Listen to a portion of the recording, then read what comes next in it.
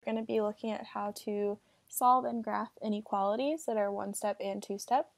But first, let's talk about what an inequality is. So when you have a mathematical sentence that contains a less than, greater than, less than or equal to, or greater than or equal to sign, it will be called an inequality. So it's not equal, it doesn't contain an equal sign, but it's less than or greater than, and we're going to compare these two sides of the inequality.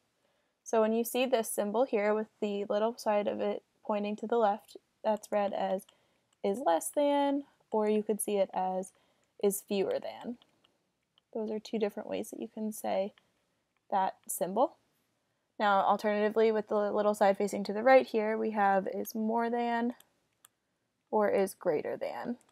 Both of those are going to be the common way that you'll see that. So is greater than. Now, the other two symbols look the same, however they have that line underneath them. That's going to mean this is less than or equal to. It's one big statement there, less than or equal to. So that would mean that the sides of that, that certain inequality are going to be less than each other or equal to each other. The other way you could see that, it could say is no more than, or you could see is at most.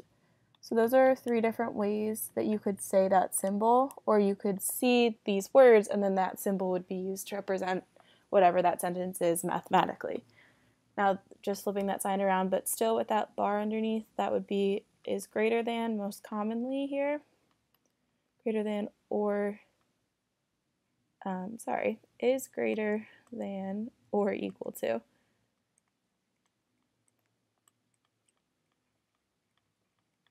You could also see is no less than, or you could see is at least.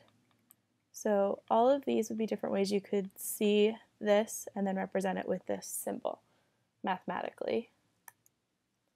So some examples, changing our sentences into inequalities. The first one says less than 50 students attended the game. So we could say S is the number of students we're talking about here, and that would be students. The number of students is less than, we'll use the less than symbol, and 50. So the actual number of students that attended the game was somewhere under 50, but we're using this variable to represent it because we're not sure. Now in the next one we have going to the movies will cost at least $15. So I'm going to say M is the cost of going to the movies. Since we don't know what that actually is, we just know that it'll cost at least $15. So when it's at least $15, M is going to be greater than or equal to 15. Because at least it could be $15, but it could be more than $15 as well. So that's why we use this greater than or equal to symbol there. So just make sure you're reading carefully, looking for those keywords that we just wrote up top on our notes. So we had less than and at least in these two examples. So now that we've kind of familiarized ourselves with that, there is a certain way that we need to graph inequalities, which you might have seen before. In this first one, we have x is greater than 3. So we have a greater than symbol here. There's no or equal to line with this. So that's going to tell us that we'll be using an open circle. So I have this unfilled circle right up top in this key.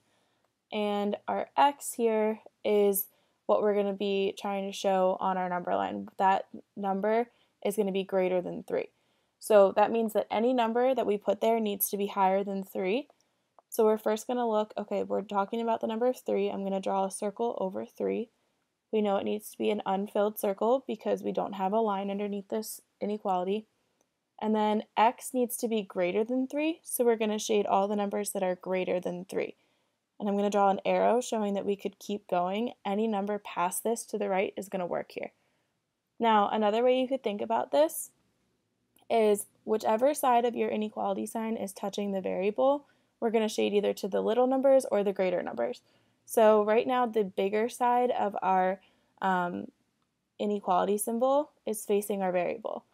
So if we label our numbers over here, these are our numbers that are from least to greatest on our number line, but this is our greater side of our inequality, so it's greater. That means we would be shading to the G, and that matches what we did the first time. So let's try that technique over here. We're going to label our numbers least to greatest again, so L to G. And this time we have -4 is greater than or equal to x. So a few things we need to look at here is we have the greater than or equal to symbol. That means we're going to be using a filled in circle this time. So we'll shade in the circle above that number. So that's the first thing we're going to do is put a filled circle above -4. And then this time when we look at our inequality sign, the little side of this inequality side is touching our variable, our x here. So that means we'll be shading to the lower numbers. So we shade to our L. And then if we test this out and say, okay, well, -5 is a number that would be shaded here. So if I put this into our inequality here as -5 is x, -4 is greater than or equal to -5. This is a true statement, so that L and G trick is a good trick to use for this type of graphing.